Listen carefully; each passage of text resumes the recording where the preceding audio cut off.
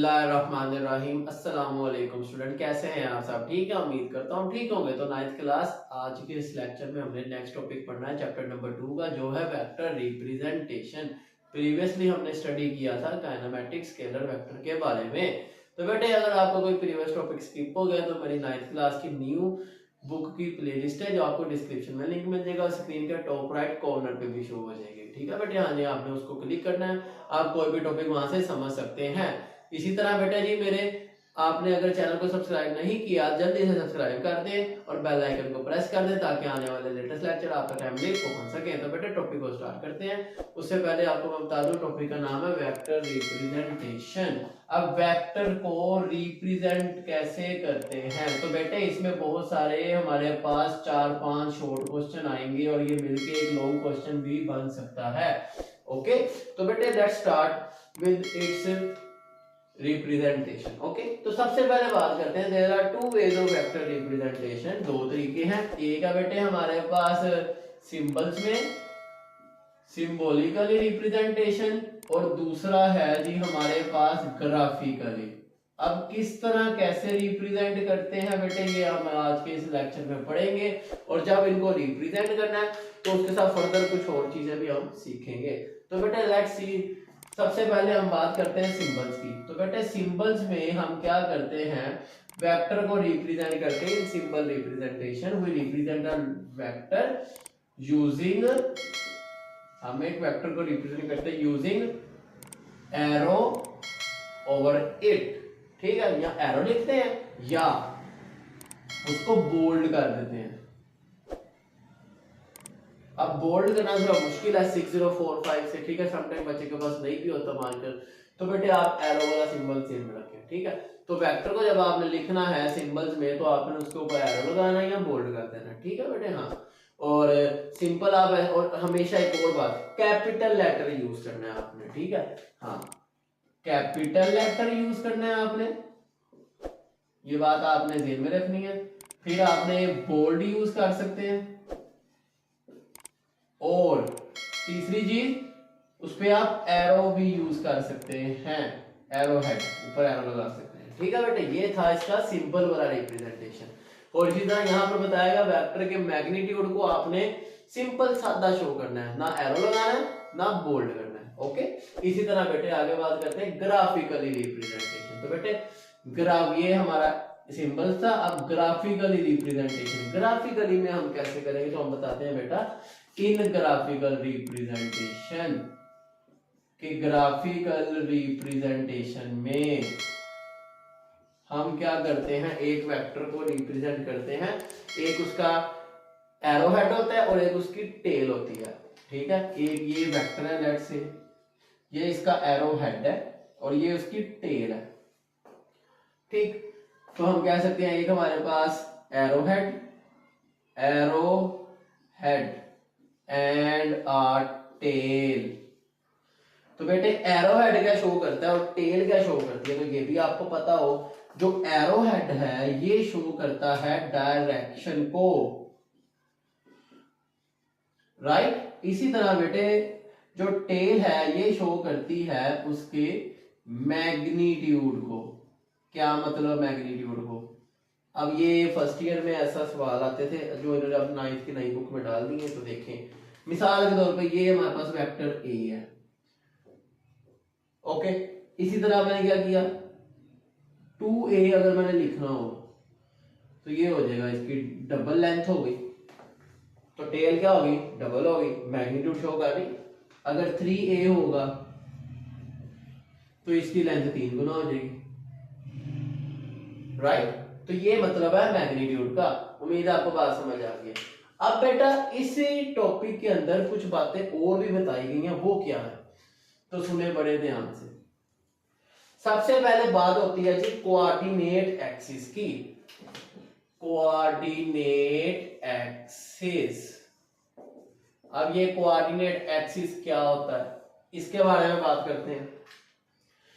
तो इसकी भी एक डेफिनेशन, वैसे तो ऐसा आपने मैथ की बुक में पढ़ेंगे, कार्टेशियन प्लेन भी कहते हैं कोऑर्डिनेट एक्सिस और कार्टेशियन प्लेन। राइट। तो बेटे आपने सुना है, सबसे पहले हम इसकी एक वैसे वर्डिंग लिखते हैं कि two lines perpendicular to each other, two intersecting lines perpendicular to each other, कि दो लाइनें हैं और आपस में वो 90 के एंगल बना रही हैं।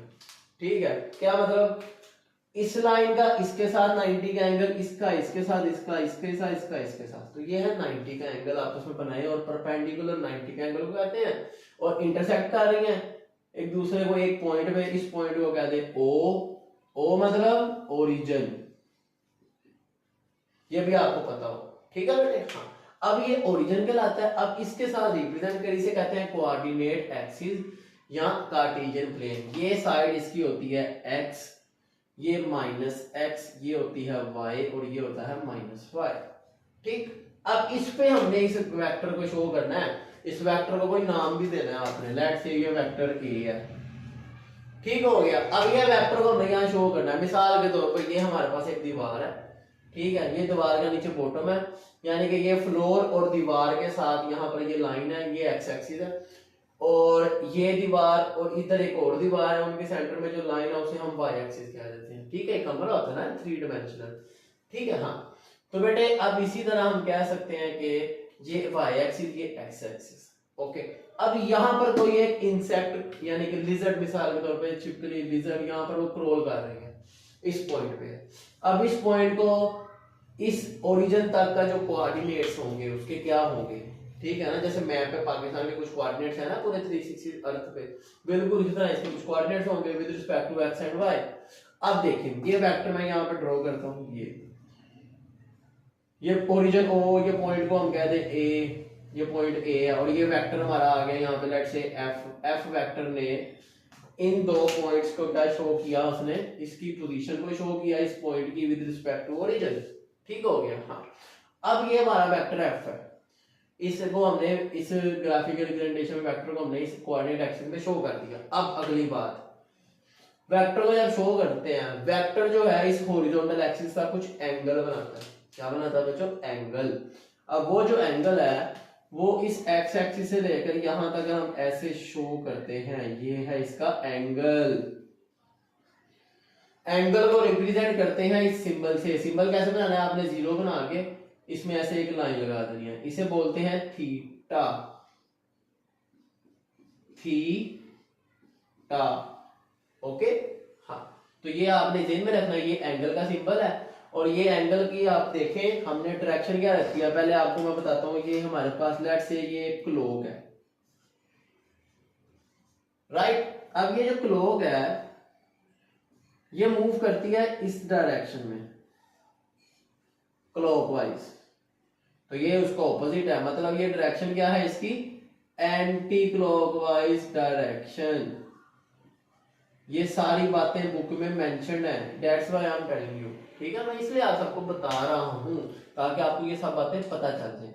तो बुक में ओरिजिन की भी एक डेफिनेशन है, वो क्या है? वो पॉइंट जहां पर ये दोनों लाइनें इंटरसेक्ट कर रही हैं वो क्या कहलाएगा? ओरिजिन कहलाएगा।